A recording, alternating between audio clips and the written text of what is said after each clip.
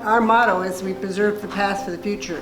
And the Ladies Aid over the years has taken on several projects, not only restoring our building and preserving it, but also helping out with the community. And we really believe that it was time that people understand that there was people here before us, and that was the Kikialis people. And so this really came about because we wanted to tell the story of the Native American people on this island and how they worked with our pioneer families.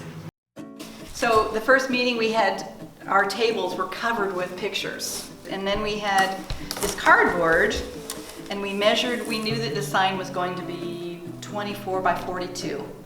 We had a lot of pictures, a lot, and the determination had to be made what was the most important, what would be the most interesting for people to read about and to see. We started doing some research and we went down so many different rabbit holes. There's lots of rabbit holes. Research is really the time consumer. You just spend a lot of time looking things up and verifying information. And we were very lucky that we were able to connect with some really great people, Teresa Trayvon and Karen Press.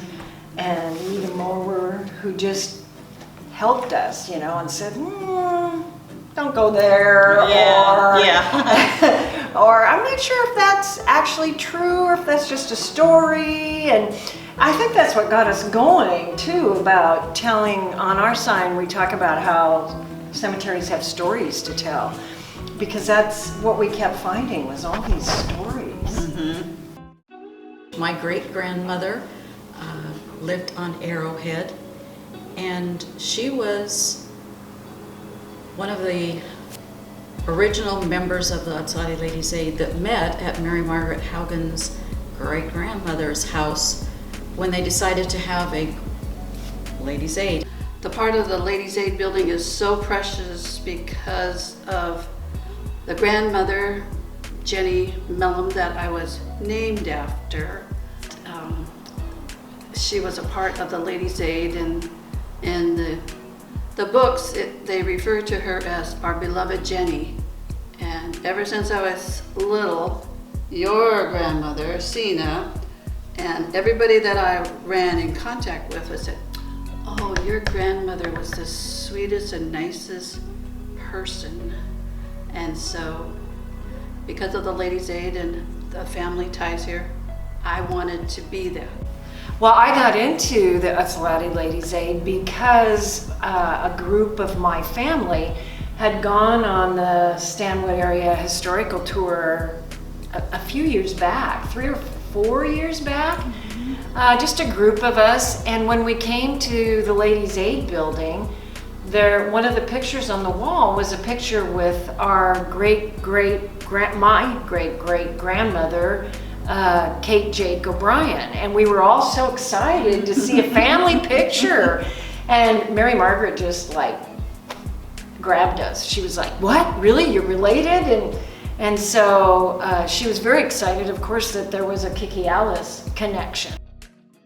I had brought my computer and said, hey, I can actually create a document that's 24 by 42. And so from then, we jumped from cardboard, although this was kind of the playground. Like Linda, you had it at your house.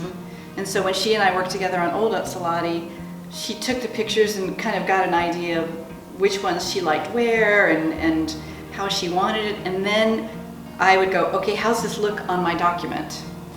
And then we went back and forth, I don't know how many hours, back and forth with that, really kind of mind melding what she wanted and then putting it on the document so that it was fit just right with the right text. And so it was quite a process. Her idea, if you'll notice when you do see the kiosk, has a blue wave at the top. That was her idea, and the reason for that, just for a little bit of color, but in that wave we were able to start with the beginning, and that was the Kikialis tribe.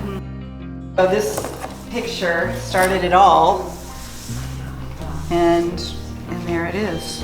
From the Kikialis tribe to the mill to the shipping port. The cutest little boy right here was my dad. And he came back from World War II. For some reason, they sold my dad the old school. So he raised all 5 of his kids in the old school, which my brother still lives in today. And here's the tribe again, from the village to the town of Utsalady to a beach community. I wasn't aware that Kate, Jake, and the O'Brien family owned the property that the cemetery is on. So that was kind of serendipitous, I guess you would say. It was fun because Uncle Charlie, who was my mother was particularly fond of, used to live in the cabin, and Charlie is one of Kate, Jake, and John O'Brien's sons that still worked the farm. And he lived on a little piece that's where the fire station is. And I remember going there as a child and just picking apples from the trees that were in the yard and stuff. So we knew that that was the O'Brien farm, but we didn't know like the history with Peter DeJorup and, you know, some of the land deals and the trading and all of that was going on. And Kate Jake was just one of many of the Kikialis women that ended up marrying the white settlers that had come here and, you know, kind of assimilated into the community. So it was kind of nice to be able to tell that story. Yeah, they really left a lasting legacy by their descendants, and then also it's kind of unique that people who came from a culture that didn't believe in property ownership ended up owning some property that became a big part of the island's heritage. I mean, I think we're going to be friends for a long time. Right. We worked so well together. We did. We worked really well. So that was really special. We each had talents, you know, Yeah. a little separate talent. That complemented each other, definitely. And it was really an honor to be able to research the Kikialis. Yeah. And I think that there should be more acknowledgement of them on the island. Yes, and here's a wonderful opportunity to do that, and, you know, thanks to the Ladies Aid. Preserving the past for the future.